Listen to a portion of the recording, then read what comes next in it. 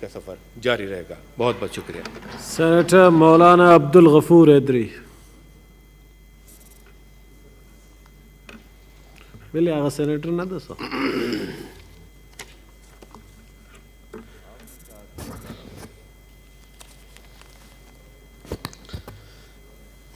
شکریہ جناب چیئرمین. کچھ دن میں غیر حاضر رہا، آپ سے معذرت.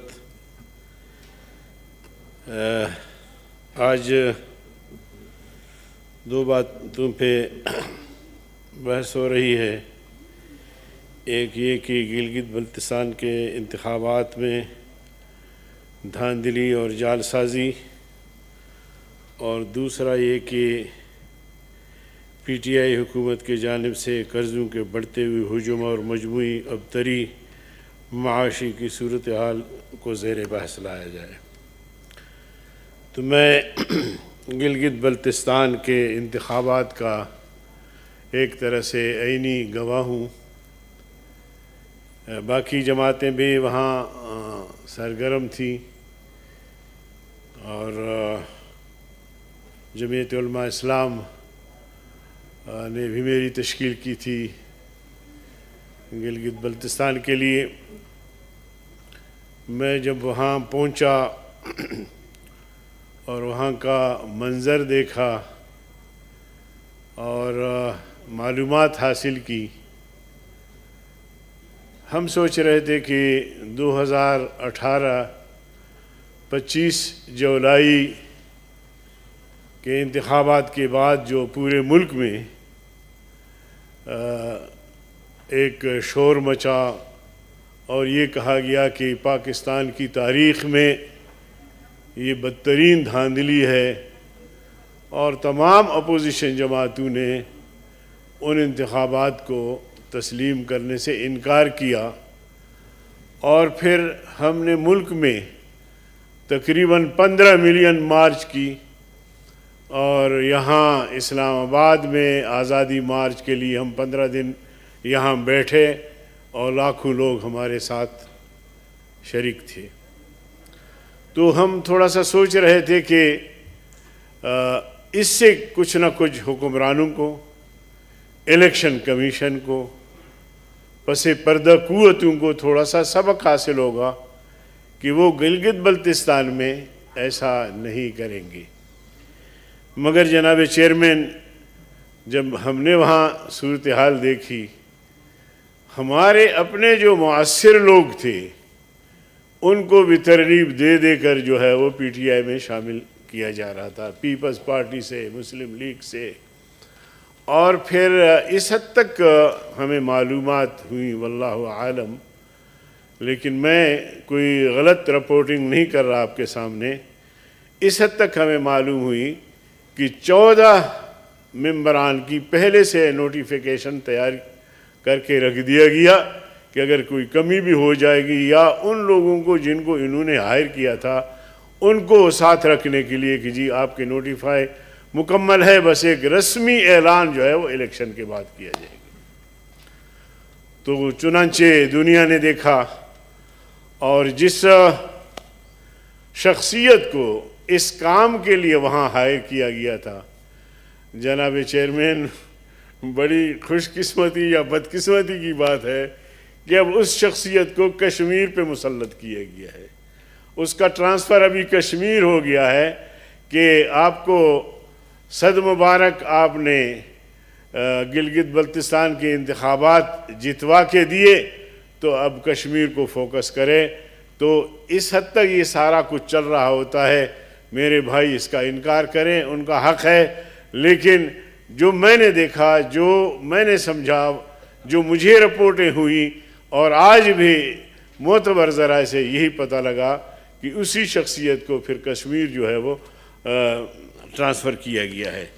تو یہ تھے ماشاءاللہ گلگت بلتستان کے انتخابات، جو جن قوتوں نے 2018 کے الیکشن میں جس طرح نتائج تبدیل کیے. ایک امیدوار ادھر جیت رہا ہے تو ادھر سے وہ ہار رہا ہوتا ہے. تو انہی قوتوں نے پھر یہ سارا ماحول بنایا اور ان حضرات کو جس طرح مرکز میں حکومت بنا کے دی، اب گلگت بلتستان میں بھی انہوں نے یہی کارنامہ دہرایا جو میں سمجھتا ہوں کہ پاکستان کی تاریخ کا سیاہ ترین دور یا دن ہوگا۔ اس سے اگلی بات یہ ہے کہ جناب والا پی ٹی آئی کی جو حکومت ہے ماشاءاللہ بڑے اچھے حساب کتاب دے رہے تھے ہمارے پرویز رشید صاحب، پھر اس کے بعد تنگی صاحب نے بھی، کہ ہم نے اگر قرضے لیے تو ہم بتا سکتے ہیں کہ ان قرضوں کا ہم نے کیا کیا۔ انہوں نے جو قرضے لیے ہیں کوئی میگا پروجیکٹ بتائے کہ جی ہم نے ان قرضوں سے یہ بڑے بڑے میگا پروجیکٹ قائم کیے ہیں، یہ فلاحی ادارے قائم کیے ہیں، غربت کو ختم کرنے کے لیے یہ اقدامات کیے ہیں۔ اس وقت جو ہے وہ غربت کی لکیر سے یعنی پہلے اگر 30% تھے تو 45% غربت کے لکیر سے نیچے زندگی گزارنے والے لوگ ہیں۔ ان کے لیے کیا کیا اقدامات کیے ہیں۔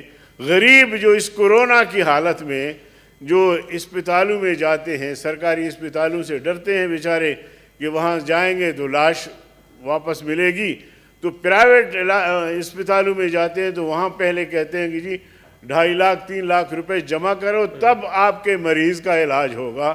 تو وہ غریب، اس کا بیٹا، اس کی بیٹی، اس کی بیگم اور وہ خود اسپتال کے باہر تڑپ تڑپ کے دم دیتا ہے اور اس کا کوئی علاج نہیں ہوتا۔ تو جناب چیئرمین میں کیا بتاؤں ان کا حساب کتاب، اگر میں بھی کھولوں گا تو ٹائم لگے گا، آپ شاید سمجھیں گے کہ وقت کم ہے، مگر سوال یہ ہے کہ یہ اپنا کارکردگی تو بتائیں، ہم پہ تو تنقید کرتے ہیں جی۔ یہ سب کچھ جو ہے وہ 70 سال میں جو کچھ ہوا ہے وہ سارا کچھ ہمارے گلے میں ڈال لیتے ہیں یا سابقہ حکومتوں کے گلے میں، تو اپنا کم از کم حساب کتاب تو دے دے۔ اپنا حساب کتاب اپنے لوگوں سے وہ نہیں لے رہے ہیں کہ بی ٹی آر، مالم جبا، چینی چور، آٹا چور اور پاپا جونز پیزا اور یہ ساری چیزیں جناب والے منہ میں پانی آتا ہے اس طرح کی چیزیں کا نام لے کے، سلائی مشین سے جناب عالی آف شور کمپنیاں اور فارن فنڈنگ، ادویات کی قیمتوں میں بے تحاشا اضافہ، پیٹرولیم کے مصنوعات پہ ڈاکے اور روزانہ بم دھماکے، نیازی آف شور کمپنی 270 کے سکینڈلز، یہ آپ ساری چیزیں آپ دیکھ لیں جناب چیئرمین، ان کا تو کم از کم حساب دے دے۔ لیکن نیب کو انہوں نے ہمارے پیچھے لگا دیا ہے، ہمارے پگڑیاں اچھال رہے ہیں۔ یہ جو 10 12 14 چیزیں جو میں نے آپ کو بتا دیا ہے، اس کے علاوہ بہت سارا کچھ ہے۔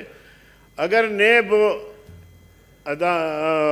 احتساب کا ادارہ ہے، اگر نیب غیر جانبدارانہ تحقیقات اس کا ادارہ ہے، تو پھر نیب حکومت تھینک یو سر، ایک منٹ ذرا سب کافی ٹائم اگر مہربانی کرے پھر اس کا بھی احساس کرے کہ جو موجودہ حکومت ہے جس طرح اس نے لوٹ مار مچا دی ہے، جس طرح کرپشن کا بازار گرم کیا ہے، کم از کم ان کا بھی مواخذہ ہونا چاہیے۔ نہیں، ان میں سے کسی کا مواخذہ نہیں ہو رہا، اور غریب اور قوم کو بے تحاشا بے رحمانہ لوٹا جا رہا ہے، اور اس میں کسی سطح پہ بھی ہم نہیں دیکھ رہے ہیں کہ کوئی وہ نہیں۔ تو میں سمجھتا ہوں کہ اس حکومت کا جائزہ اگر لیا جائے تو ہمہ جہت یہ حکومت ناکام ہے، اس حکومت کو استعفیٰ دے کے گھر جانا چاہیے۔ اور کل انشاءاللہ ہم ایک بھرپور مظاہرہ کریں گے الیکشن کمیشن کے سامنے، اور اس کی بنیادی وجہ بھی یہی ہے کہ 2018 کے الیکشن میں جس طرح کی دھاندلی ہوئی، پھر گلگت بلتستان میں، اب کشمیر میں جو کچھ ہونے جا رہا ہے، تو یہ انتہائی شرمناک ہے، اور ہم ان کو ذرا یاد دلانا چاہیں گے کہ تم نے 2018 میں یا گلگت بلتستان میں جو کارنامے انجام دی ہے وہ انتہائی شرمناک ہے۔ اس طرح ریاستیں نہیں چلتی جناب والا۔ بس 1 منٹ میں آپ کا لیتا ہوں، آپ بتائیں، آپ انصاف سے بتائیں، میں آپ سے پوچھتا ہوں، آج ملائیشیا نے ہمارا جہاز روک لیا، میں توجہ چاہتا ہوں، جی میں ہاؤس کا توجہ چاہتا ہوں. جی جی جی مولانا صاحب سب آپ کی طرف متوجہ ہیں. جی آج ملائیشیا نے ہمارا جہاز روک لیا قرضوں کے بدلے، ایسا ہے؟ کل اگر کسی ایئرپورٹ پہ آپ کے نام نہاد پرائم منسٹر کو قرضوں کے بدلے روک لیں تو کیا ہوگا؟ اور روکیں گے. جب آپ قرضے واپس نہیں کریں گے تو آپ کو روکیں گے جناب چیئرمین. کتنی رسوائی اور شرمندگی کی بات ہے. کہتے جی ملک کو ہم نے ترقی کی شاہراہ پہ گامزن کیا ہے، قرضے لیتے ہو تو واپس نہیں دیتے ہو. تو ملائیشیا جو ہمارا دوست ملک ہے، ایک اسلامی ملک، وہ مجبور ہو کے آپ کا جہاز روکتا ہے. تو مجھے یقین ہے کہ کل آپ کے پرائم منسٹر کو بھی روک لیں گے. تو اس طرح کی ایک غیر سنجیدہ حکومت، اس طرح کی ایک بیہودہ حکومت، غیر منتخب حکومت. آپ بیٹھ جائیں، آرام سے بیٹھ جائیں. جی جی پلیز آرام سے بیٹھ جائیں. مولانا صاحب پلیز نو کراس ٹاک. محسن صاحب پلیز مولانا صاحب وائنڈ اپ کریں. آرام سے بیٹھ جائیں. اچھا تشریف رکھیں جی پلیز. سنجیدگی، جی آپ میں سنجیدگی ہوتی، آپ جی میں جی سنجیدگی پلیز ہوتی تشریف رکھیں. تو آپ قرضہ دے دیتے. جی جی تشریف رکھیں. داخلت نہ کریں، آپ اپنی باری پہ بات کریں. جی جی جی ہاں جی تو اس لیے جناب چیئرمین، اس پر ہمیں پوری قوم کو سوچنا ہوگا کہ ہم مل کر ان کو ذرا گھر بھیج دیں. یہ حکومت کرنے کے اہل نہیں ہیں. حکومت اس طرح نہیں چلتی. آپ دیکھیں، آپ کا جو ہے وہ پرائم منسٹر، آپ کا چیف جسٹس، آپ کا آرمی چیف جا کے دیامر بھاشا ڈیم کے لیے چندہ کرتے ہیں. شاید آپ کے علم میں نہ ہوں، ان کے علم میں بھی نہ ہوں. 100 ارب روپے دیامر بھاشا ڈیم کے لیے نواز شریف نے پہلے تقسیم کیے وہاں کے آباد کاروں کو. 24 ارب روپے اس کے لیے. ایک سیکنڈ. 24 ارب روپے اس کے لیے. مولانا صاحب بہت ٹائم ہو گیا، باقی ساتھیوں نے بھی تقریر کر بس ختم ہو گئی بات. ختم ہو گئی بات نا.